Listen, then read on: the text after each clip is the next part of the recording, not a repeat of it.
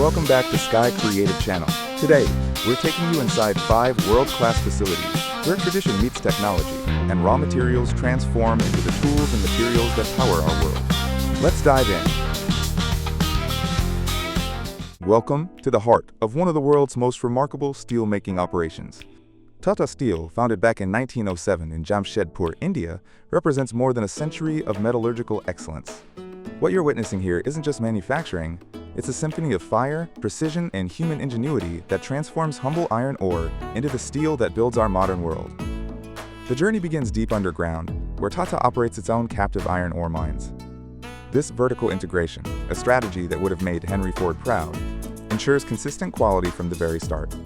The raw iron ore travels by dedicated railway cars to the massive Jamshedpur facility, where it joins coal in limestone in preparation for an ancient yet constantly evolving process. Watch as the materials enter the towering blast furnace. Some of these furnaces stand over 100 feet tall and operate continuously for years without stopping. Inside, temperatures soar beyond 300 degrees Fahrenheit. The coke, made from specially prepared coal, acts as both fuel and chemical reducing agent. As superheated air blasts through the furnace at tremendous pressure, it ignites the coke while the carbon monoxide strips oxygen from the iron ore. What emerges is molten pig iron, glowing like liquid sunlight, collected in torpedo-shaped ladles that can hold over 300 tons. But pig iron contains too much carbon for most applications. That's where the basic oxygen steelmaking process, the LD process, comes into play. In these massive converters, pure oxygen lances into the molten iron at supersonic speeds. This isn't gentle work. The oxygen violently combusts excess carbon, creating spectacular showers of sparks and reducing carbon content from around 4% down to less than 1%.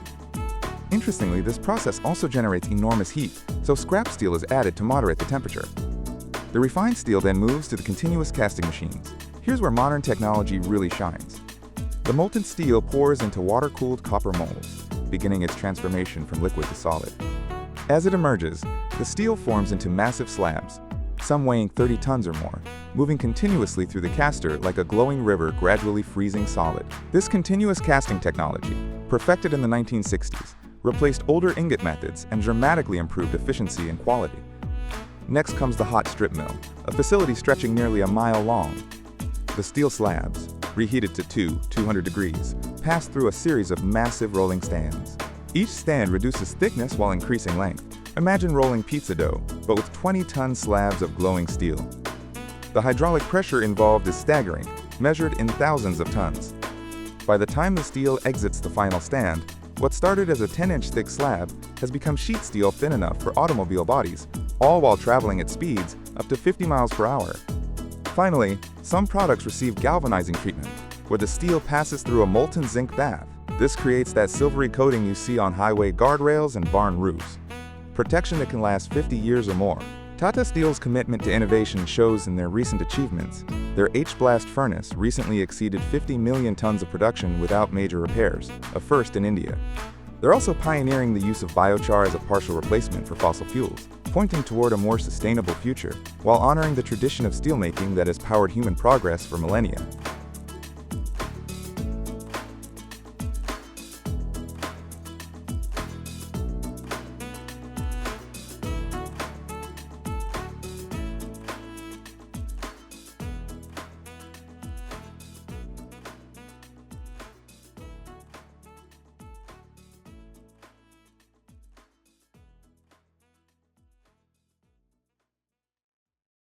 Step into the precision world of ASO Group, where specialty steel bars are crafted with standards that would have amazed the toolmakers of old. Founded in 1971 by metallurgical chemistry expert Aldo Artioli, this Italian company has spent over 50 years perfecting the art of producing special steel grades for the most demanding applications. Unlike traditional blast furnaces that use iron ore, these furnaces melt carefully selected scrap steel and ferroalloys using electrodes that create temperatures exceeding 3,000 degrees Fahrenheit. Watch the ladle furnace in action. This is where the real artistry happens. After the initial melt, the molten steel transfers to the secondary vessel, where argon gas bubbles through the liquid metal, removing impurities and homogenizing the composition. Think of it as stirring a pot of stew. But the pot holds 35 tons of steel at temperatures that would vaporize most materials instantly.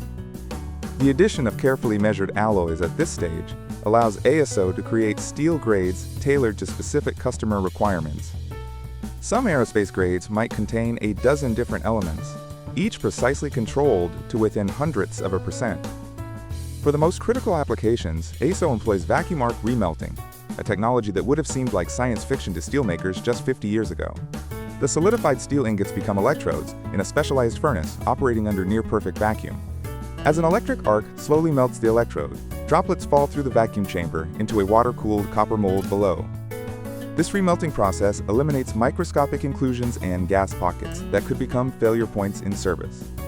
The result is steel so pure and consistent that it meets the stringent requirements of jet engine components and medical implants. Now watch the forging process unfold at ASO's dedicated facility.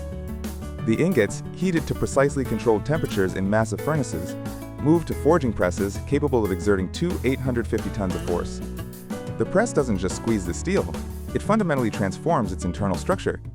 As the ram descends with controlled power, it compresses and elongates the grain structure, creating directional strength properties. The forged bars can weigh up to 500 kilograms, and unlike smaller billets used by secondary manufacturers, these blooms provide superior consistency throughout their cross-section. The heat treatment process that follows is equally critical. The steel bars enter precisely controlled furnaces, where temperature, atmosphere, and timing are monitored by computer systems measuring in seconds and degrees. Quenching, the rapid cooling process, might use oil, water, or even compressed air depending on the grade. This transforms the steel's microstructure, creating the hardness and strength required for demanding applications. Tempering follows, a careful reheating that relieves internal stresses while maintaining hardness. ASO's investment in quality control is impressive. Advanced spectrometer systems analyze the composition of every heat of steel. Ultrasonic testing reveals internal discontinuities invisible to the naked eye. Mechanical testing machines pull samples to destruction, measuring tensile strength, yield point, and elongation. This commitment to quality ensures that ASO bars perform reliably, whether they're holding up oil drilling platforms in the North Sea or cushioning shock loads in heavy construction equipment. It's the kind of attention to detail that our grandparents would have called craftsmanship, now enhanced by modern technology and scientific understanding.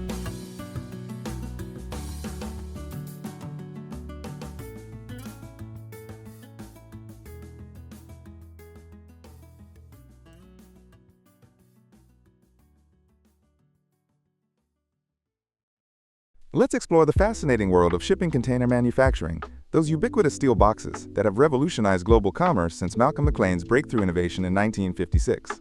Today, a modern container ship can be loaded in hours, each container precisely tracked from factory to destination.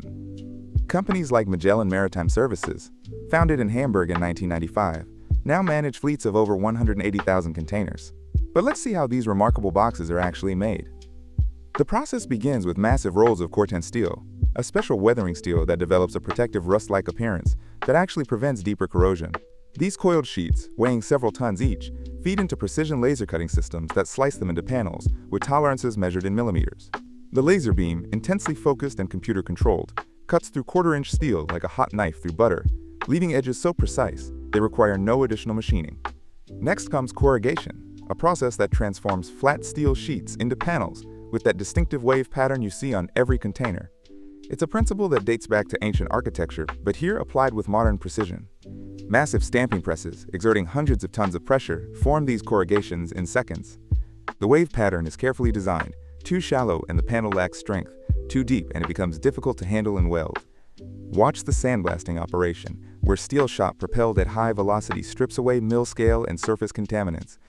This step is crucial, because any impurity under the paint will eventually cause rust and failure.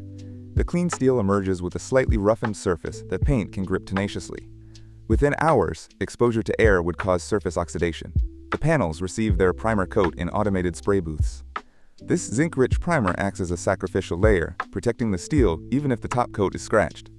The welding stage is where individual panels become a container. Skilled welders, working with semi-automatic MIG welding equipment, join the panels along precisely prepared edges. These aren't simple welds. Each joint must withstand the enormous stresses of stacking containers 9 high on a ship in rough seas. The welds are continuously monitored for uniformity and penetration. The floor assembly deserves special attention. The floor frame consists of massive I-beams, those familiar shapes used in skyscraper construction, welded into a rigid rectangular framework. These beams must support loads exceeding 60,000 pounds while remaining perfectly flat. Cross members are precisely spaced and welded, creating a platform that distributes weight evenly. Before the wooden floor goes down, the entire frame receives multiple coats of protective coating, because this is the part most likely to suffer water damage during its 12 to 15-year service life. The marine plywood flooring itself undergoes extensive treatment with insecticides and fungicides. These containers will visit every climate on Earth, from Arctic cold to tropical heat and humidity. The 28 hardwood plywood sheets, each over an inch thick, are precision cut and screwed down with hundreds of self-tapping screws. The screws don't just hold the floor. They also ground the container electrically, dissipating static charges that could damage sensitive electronics in the cargo. Assembly brings all components together. Overhead cranes position the sidewalls onto the floor frame, while welders work around the perimeter. The door frame goes on next, with its reinforced corners that will support thousands of pounds when containers are stacked. The roof panel, also corrugated for strength and to shed water, is lowered into place and welded all around. The painting process involves multiple coats applied in climate-controlled booths. Modern containers often receive advanced coatings that resist the corrosive effects of salt spray, crucial for containers spending months at sea. The distinctive colors aren't just for looks. They help shipping lines quickly identify their containers in busy ports, where thousands of boxes are stacked awaiting their next journey. Before leaving the factory, each container undergoes rigorous testing. The water tightness test is particularly thorough. The container is literally soaked with high-pressure water, while inspectors look for any leaks. A rubber gasket around the door, compressed when the door locks, ensures weather-tight security for cargo ranging from electronics to coffee beans. When you consider that some containers make hundreds of voyages over their lifetime, crossing oceans and riding trains through mountain passes, the engineering that goes into these seemingly simple steel boxes becomes truly impressive.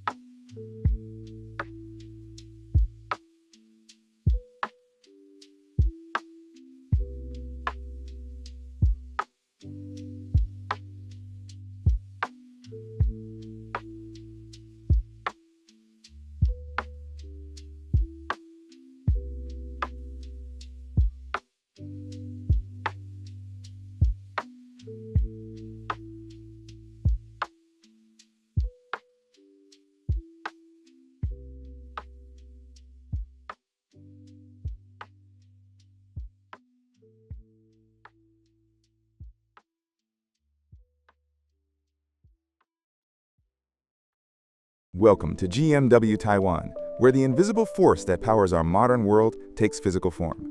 Since 1975, this Taichung-based company has specialized in the intricate art of electric motor stator manufacturing, the stationary component that creates the magnetic fields, allowing motors to convert electrical energy into motion. From the drone delivering your package to the electric vehicle revolutionizing transportation, it all depends on precisely wound stators. The process begins with stator cores, constructed from thin sheets of electrical-grade silicon steel. These laminations, often thinner than a dime, are stacked and bonded together to form a cylindrical core with precisely machined slots around its interior circumference. Watch as GMW's automated slot cell insertion machines place insulation paper into each slot with remarkable speed and precision. These paper insulators, made from materials like polyester or aramid fiber, prevent the copper wire from contacting the iron core directly, which would cause electrical shorts.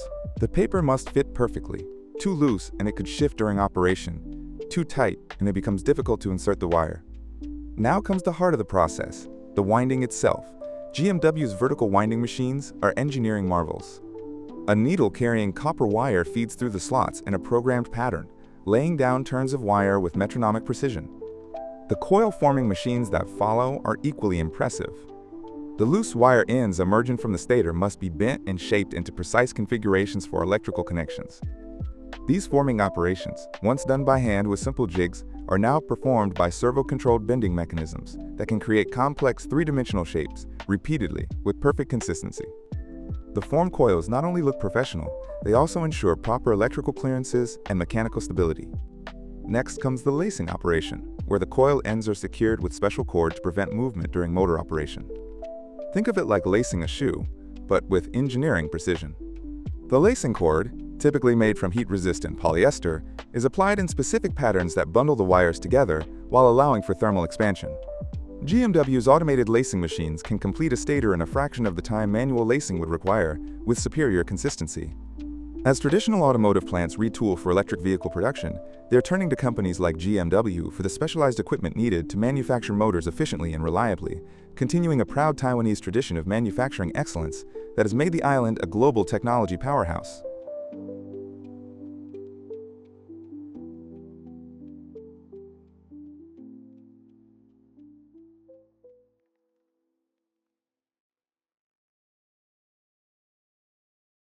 Let us journey into the precision world of GUHDO, a German company that has been crafting circular saw blades since 1908, back when sawmills still relied on water wheels and craftsmanship was measured by hand.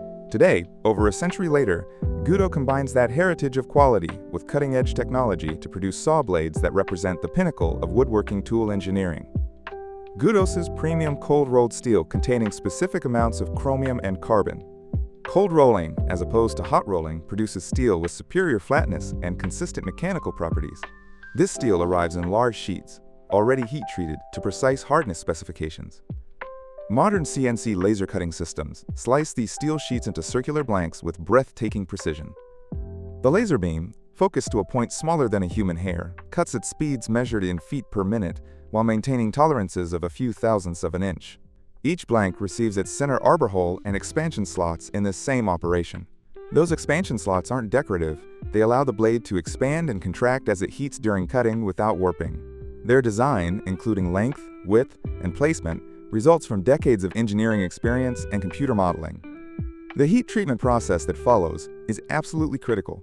The steel blanks enter massive furnaces where temperatures and atmospheres are computer-controlled with laboratory precision.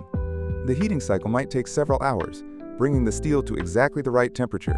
Too cool and the transformation doesn't complete. Too hot and the grain structure coarsens unacceptably. At the critical moment, the blades plunge into quenching tanks filled with oil or specialized polymer solutions. The rapid cooling, measured in seconds, transforms the steel's microstructure, dramatically increasing hardness. But quenched steel is too brittle for saw blade service. The first hard knot encountered would likely crack a tooth. Tempering addresses this by carefully reheating the blades to a lower temperature and holding them there for precise periods. This relieves internal stresses while maintaining most of the hardness gained in quenching. The tempered blades emerge with the perfect balance of hardness for edge retention and toughness to withstand impact. Next comes a process that separates premium blades from budget alternatives, tensioning. Skilled technicians or specialized machinery apply carefully calculated compression stresses to specific zones of the blade. This internal stress pattern counteracts the natural tendency of the blade to dish or wobble during operation. A properly tensioned blade runs true even at high speeds and under heavy cutting loads. This is partly art, partly science, and it's one reason GUHDO blades command premium prices. Surface grinding ensures each blade is perfectly flat and of uniform thickness. Massive grinding wheels, themselves precisely trued, remove microscopic amounts of material from both faces of the blade.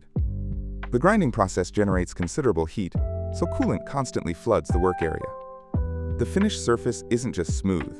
It's flat to within a few 10,000ths of an inch across the entire diameter. This precision pays dividends in cutting performance and blade life. The brazing process that attaches these carbide tips requires remarkable precision. Each tip must be positioned exactly, with the cutting edge perfectly aligned with the blade's rotation. Modern automatic brazing machines use laser positioning to ensure accuracy. The blade rotates to position each tooth, while a robot arm presents the carbide tip and a small piece of brazing alloy, typically a trimetallic silver-copper-zinc composition. Induction heating brings the temperature to approximately 300 degrees Fahrenheit in just seconds. The brazing alloy melts and flows between the carbide and steel by capillary action, creating a metallurgical bond stronger than either parent material. The brazing temperature is critical, hot enough to ensure proper flow and adhesion, but not so hot that it damages the temper of the blade body or causes thermal stress cracking in the carbide. The trimetallic brazing alloy is engineered to expand and contract at rates between those of steel and carbide, reducing thermal stress. It also acts as a shock absorber during cutting, helping prevent tip breakage from impact loads. After brazing, the blade moves to the grinding department, where specialized CNC grinders create the final tooth geometry. This is where GUHDO's century of experience truly shows. Each tooth receives multiple grinding operations. The face, the top, and both sides are precisely ground to create the optimal cutting geometry for the blade's intended application. A cross-cutting blade might have alternating beveled teeth that shear wood fibers cleanly. A ripping blade uses flat-top teeth with aggressive gullets to evacuate chips quickly. Specialty blades for cutting aluminum or plastics receive entirely different geometries. The laser marking process adds the final touches, the GUHDO logo, the blade specifications, and often a unique serial number for traceability. These marks are permanent, etched into the steel by concentrated laser energy that vaporizes a tiny amount of material. Unlike printed labels that might wear off, these marks last the life of the blade. The final packaging protects these precision instruments during shipping and storage.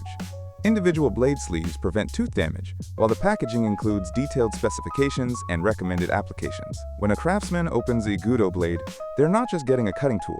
They're receiving more than a century of accumulated knowledge, modern manufacturing technology, and an unwavering commitment to quality that would have made those 1908 founders proud. In an age of disposable tools, GUHDO blades can be professionally resharpened multiple times, providing years of service while maintaining their precision cutting ability, a testament to the value of engineering excellence and manufacturing craftsmanship.